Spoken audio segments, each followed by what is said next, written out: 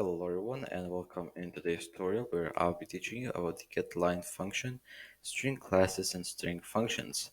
So one main thing to do is to import the or include the string library.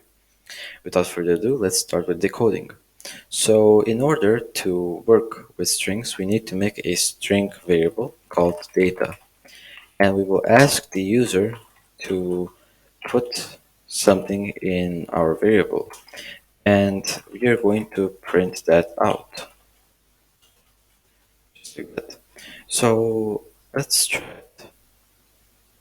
So let's say I want to input my first name, middle name, and last name. These are not my names, but I am just making an example. So Mr., Mrs., someone.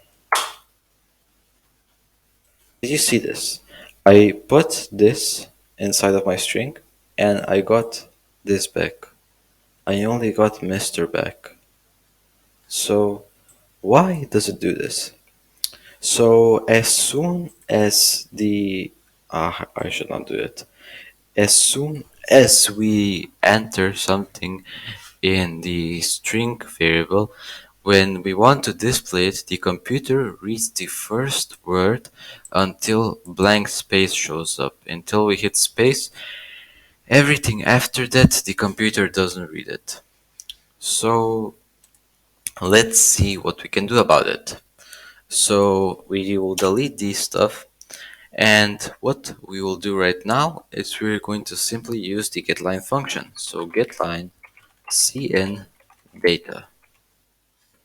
So when we run this, for example, Mr., Mrs. Johnson. Oops, I forgot to display it in the console. So data. So it can be basically everything. As you see, the getLine function gets the whole line we console in to our program. So once again, if we console our variable with getLine, it will give us the whole sentence. When we console the variable where we inputted more than one word, it will console the first word. So if we console again not m, data, it will only console the first word that comes before we put space in our console. So perfect. Now let's learn how can we copy a string. Let me delete this and create a object called s1 string1, and in addition, this is an additional way we can create a string using the constructor. So s1 equals clap. And let's make two more strings. String s2, s2, string s3. Perfect. So let's assign, for example, s2 and s3 to s1, but we're going to do it in two different ways. So for example, s2 equals s1, and to assign is an alternative to copy a string. So when we assign and we use the assign operator, we assign the value of s1 to s3. So perfect. Now if we go here, you know what I'm going to do? I'm going to put space because everything has the same value, and I don't want it to be one to another. So when we print this out, teclap, teclap, teclap. So these are the two ways we can assign values to strings. One through the assign function and one through basically with the equal sign. So that's interesting. Now let's learn what are basically strings.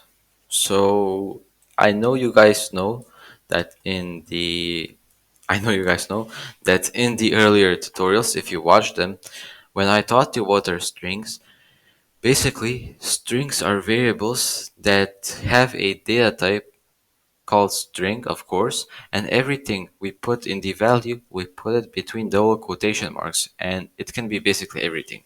So when we make a variable, let's call it s1 and set it equal to, uh, I don't know what, that was very random. And let's try to print out something from the string. So when we print this out, cout s1 line. So I don't know if I mentioned this, but strings are arrays of characters. You know we have a array of elements, but strings are array of characters. So in order to print a character from the string, we need to use the .add function. So now in the .add function, we add a number to print out a specific type of letter. So 1, 2, 3, 4, 5, 6, 7, 8. We will put 7 because the computer starts from 0. So now when we run this code, let's see what we'll get. G. We get G. Perfect. So if we want, let's say, if we want to print out this variable, like we print out arrays with the for function, let's make int x is equal to 0.